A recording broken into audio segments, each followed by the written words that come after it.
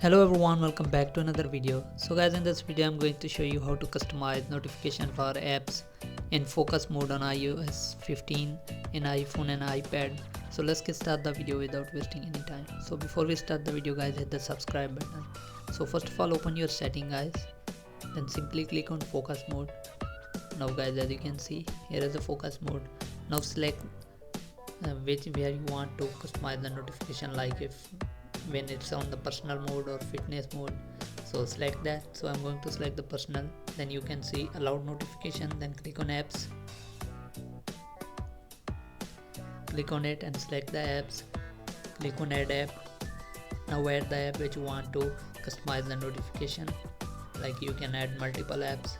So you can select social app, Facebook, Instagram, YouTube, and then simply click on done, then go back. Now when it's done guys, now you can just simply turn on the mode like personal mode and you will get the immediately notification when it's on the focus mode. So hope you guys like this video. If you do guys, leave a like and comment. Thanks for watching guys. See you in the next video.